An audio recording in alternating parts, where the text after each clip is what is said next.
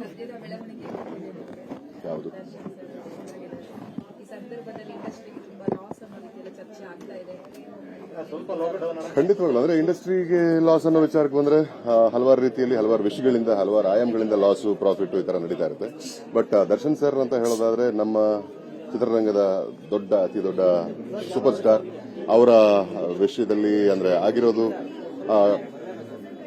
ಅದು ಟ್ರಯಲ್ ನಲ್ಲಿರೋದ್ರಿಂದ ಅದು ಟ್ರಯಲ್ ಆದ್ಮೇಲೆ ಅದರಿಂದ ಬರ್ತಕ್ಕಂಥ ಎಂಡ್ ರಿಸಲ್ಟ್ ಏನಿದೆ ಅದನ್ನ ನೋಡೇ ನಾವು ಮಾತಾಡಬೇಕಾಗುತ್ತೆ. But as an actor myself ನಮಗೆ ನಮ್ಮ ಚಿತ್ರರಂಗದ ಹಿರಿಯ ನಟರಿಗೆ ಹಂಗಾಗೋದು ಈ ತರ ವಿಷಯಗಳು ಘಟಿಸೋದು ಯಾವತ್ತೂ ಅದು ಖುಷಿ ಕೊಡುವಂತ ವಿಷಯ ಅಂತೂ ಅಲ್ಲ. But end of the day justice is something that is above all. ಜಸ್ಟಿಸ್ಗಿಂತ ಮೇಲೆ ಯಾರಿಲ್ಲ. ಅಂಡ್ ಎಲ್ಲಿ ನ್ಯಾಯ ಇರುತ್ತೋ ಅಲ್ಲಿಗೆ ನ್ಯಾಯ ಸಲ್ಲಬೇಕು ಅನ್ನೋದೇ ನಮ್ಮ ಪ್ರಾರ್ಥನೆ.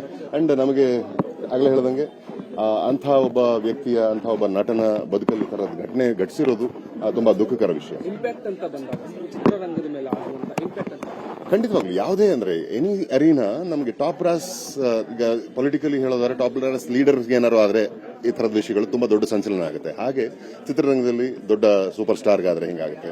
ಒಂದು ಕುಟುಂಬ ಅಂತ ತಗೊಂಡ್ರೆ ಹೆಡ್ ಆಫ್ ದ ಫ್ಯಾಮಿಲಿ ಅಂತ ಒಬ್ರು ಇದ್ರೆ ಅವ್ರಿಗೇನಾದ್ರು ಸಮಸ್ಯೆ ಆದ್ರೆ ಅದು ಯಾವಾಗಲೂ disrupts. It is always question of how we cope further. And ಲಾಭ ನಷ್ಟ ಅನ್ನೋದ್ರ ಆಚೆಗೆ ಇಲ್ಲಿ ಒಬ್ಬ ವ್ಯಕ್ತಿಯ ಒಬ್ಬ ನಟನ ಬದುಕಿನ ಕರಿಯರ್ನ ಪ್ರಶ್ನೆ, ಇನ್ನೊಂದು ಕಡೆ ಒಂದು ಜೀವದ ಪ್ರಶ್ನೆ.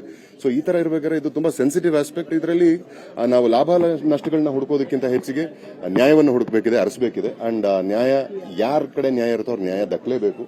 ಅಂಡ್ ನಾವು ಪ್ರೀತಿಸೋ ನಟನ್ ಹಿಂಗಾಗೋದು ನಮಗೆ ತುಂಬಾ ಕಷ್ಟ ಕೊಡುತ್ತೆ, ಮನಸ್ಸಿಗೆ ಬೇಜಾರಾಗುತ್ತೆ. ಅಂಡ್ ಖಂಡಿತವಾಗ್ಲು ಅವರನ್ನ ನಂಬಿಕೊಂಡು ಒಂದಷ್ಟು ಜನ ನಿರ್ಮಾಪಕರು ಹಣ ಇನ್ವೆಸ್ಟ್ ಮಾಡಿದ್ದಾಗ ಅಂಡ್ ಕೋಟ್ಯಾಂತರ ರೂಪಾಯಿ ವ್ಯವಹಾರ ಅಲ್ಲಿ ತೊಡಗಿಸಿಕೊಂಡಿದ್ದಾಗ ಅದು ಡೆಫಿನೆಟ್ಲಿ ಇಟ್ ಇಸ್ ಅದೊಂಥರ ಹಿಂಡ್ರೆನ್ಸೇ ಹೌದು, ನಿಜವಾಗ್ಲೂ ಅದು ಹಿಂಡ್ರೆನ್ಸೇ. ಬಟ್ ಎಸ್ ಅದನ್ನ ಮೀರಿ ನಾವು ಯೋಚನೆ ಮಾಡಬೇಕು.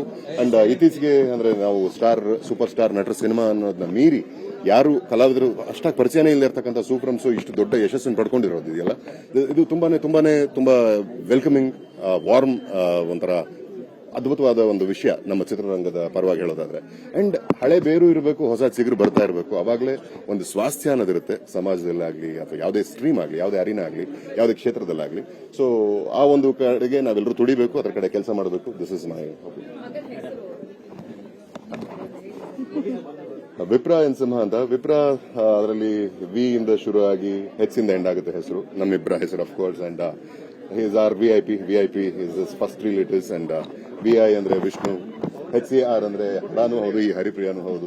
ವಿಷ್ಣು ಮತ್ತೆ ಶಿವನ ಸಮಾಗಮ, ಆದ್ರಿಂದ ನಮಗೆ ಅದೊಂದು ಅವರ ಅನುಗ್ರಹ ಅಂತ ನಮ್ಮ ಭಾವನೆ. ಅಂಡ್ ನಿಮ್ಮ ಪ್ರೀತಿಯ ಆಶೀರ್ವಾದ ಅವನ ಮೇಲಿರಲಿ, ಚೆನ್ನಾಗಿ ಬೆಳಿಲಿ.